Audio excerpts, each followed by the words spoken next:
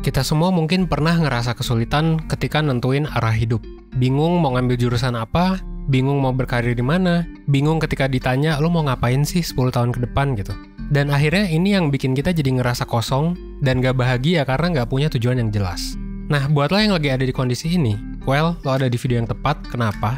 Karena kali ini gue bakal ngebahas tujuan hidup dan hal yang penting yang perlu diperhatiin untuk ngeraihnya. Dan mungkin gimana caranya untuk ya bisa nentuin sih yang namanya tujuan hidup tuh apa gitu. Terutama kalau misalnya lo bingung ya.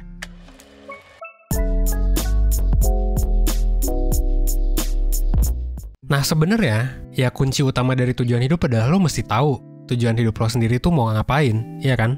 Cuma nggak semua orang bisa nemuinnya secara cepat. Kenapa? Karena ya emang pertama butuh pertimbangan yang matang. Yang kedua juga ini memang kadang berubah-ubah juga. Yang ketiga kadang tujuan kita tuh nggak sesuai sama apa yang kita suka. Mungkin kita pengen kaya tapi nggak suka cara buat jadi kaya. Mungkin kita pengen jadi misalnya sesuatu tapi kita ternyata di tengah jalan nggak suka. Atau mungkin nggak bisa juga gitu. Jadi ada banyak masalahnya sebenarnya. Nah tapi basically kalau ngomongin tujuan hidup ini sebenarnya kebutuhan psikologis semua orang. Dan basically kalau ngomongin tujuan hidup juga ya ketika lo ngelakuin sesuatu yang bermakna, iya kan?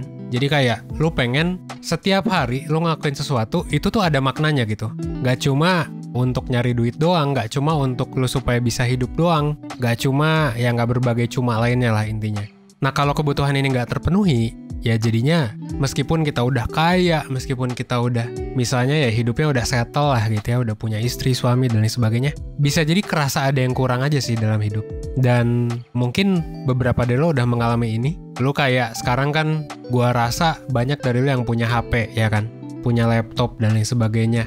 Lo pasti ketika ngelihat video ini lo punya koneksi internet dan hidup lo sebenarnya aman-aman aja sih. Lo bisa makan, lo nggak perlu mikir banyak tentang besok mau makan apa dan sebagainya. Tapi kerasanya kurang aja, kerasanya overthinking aja, kerasa cemas aja.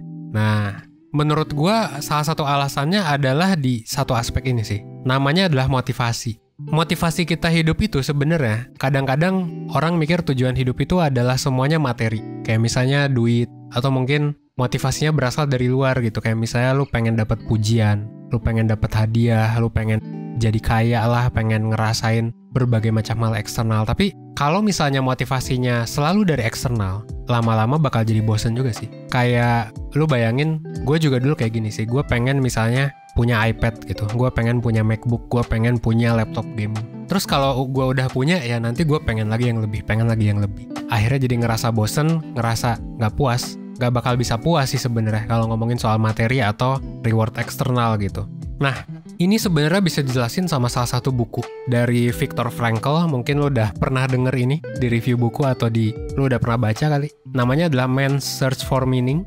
Ini salah satu buku yang bisa dibilang mungkin klasik kali ya di dunia self-help. Dan si Viktor Frankl ini ngejelasin bahwa untuk nemuin tujuan hidup, sebenarnya manusia itu harus berani buat pertama tanggung jawab sama pilihannya gitu ya. Dan sama perilakunya juga, sama hidupnya juga. Dan yang kedua fokus sama pilihan yang memang diambil gitu. Artinya kita harus ngambil keputusan buat nentuin arah hidup kita. Nah sekarang yang jadi pertanyaan adalah, lu udah pernah belum ngambil keputusan buat nentuin arah hidup lu? Atau jangan-jangan selama ini lu hidup karena orang lain? Dan kalau misalnya lo udah ngambil, atau lu mungkin belum ngambil keputusan, lu bahagia apa enggak sih ngejalaninnya? Nah kalau jawabannya adalah enggak, berarti ya lu perlu belajar sih buat ngambil keputusan. Lu perlu juga selain belajar ngambil keputusan ya mengambil keputusan itu sendiri. Dan lu harus keluar dari zona dan atur ulang tujuan hidup lu. Bisa jadi harus kayak gitu. Karena pada akhirnya ya kita sendiri kan yang nentuin nasib kita gitu. Dan ketika kita bisa nentuin tujuan dalam hidup kita yang sebenarnya, ya kita bakalan bisa bertahan sih di situasi apapun. Selain itu juga kalau kita udah berani ngambil keputusan, nge-explore berbagai macam pilihan dan bertanggung jawab soal itu, dan mungkin kita dapat motivasi yang lain akhirnya, dapat kepuasan tersendiri, ya inilah nih, motivasi inilah yang nantinya bakal bikin lo puas. Mungkin lo ngambil keputusan untuk resign, terus lo misalnya nih, ada dapat kerjaan yang bisa jadi gajinya nggak seberapa, tapi lo happy di sana. Nah itulah kepuasan internal, itulah motivasi intrinsik namanya. Nah ini jadi langkah awal sebenarnya buat ngebangun ulang identitas diri lo dan juga tujuan hidup lo. Nah, tapi kadang meskipun kita udah investasi waktu, energi, emosi, hati, dan ada kalanya mungkin kita udah gagal juga berulang kali. Ini yang bikin kita jadi kecewa, ini yang bikin kita pengen mundur, dan sebenarnya kita jadi mempertanyakan sebenarnya bener gak sih? Gitu. Nah, itu pertanyaan yang wajar sih ya. Bener gak sih itu?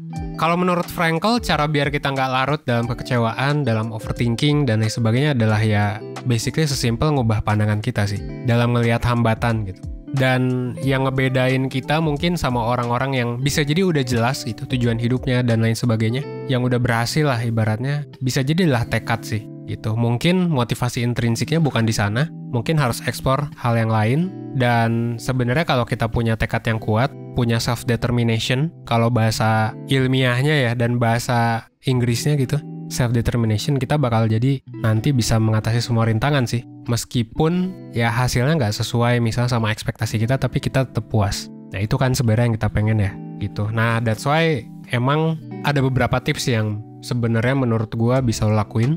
Yang pertama, balik lagi sih, kalau misalnya lo belum tahu, lo mesti set goals lo, tujuan lo tuh mau ngapain sih, jangka panjang, jangka pendek. Buat yang umum dulu aja, habis itu yang jangka pendek ya bikin tuh. Nah tapi bikin yang jangka pendek ini mesti realistis, mesti spesifik, bisa diukur juga.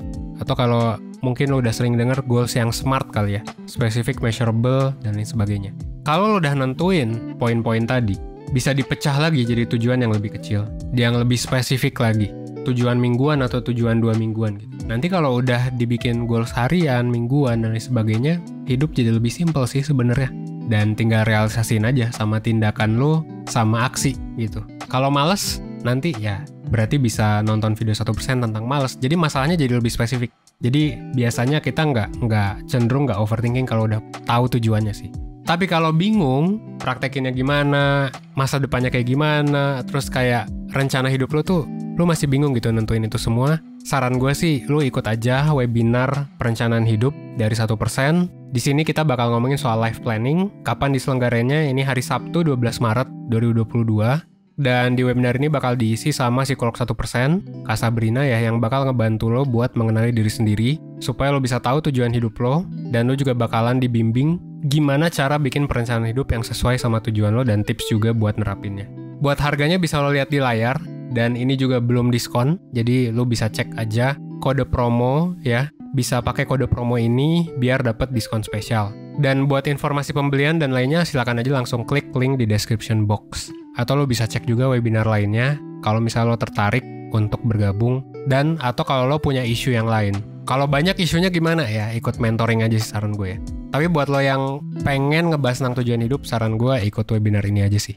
Bisa jadi emang nggak mudah buat menentukan tujuan hidup. Mungkin ada beberapa kondisi tertentu juga yang bisa ngebikin tujuan kita berubah-ubah. Tapi yang paling penting adalah kita harus berani buat ngambil keputusan dan ya bersikap kayak Viktor Frankl bilang sih.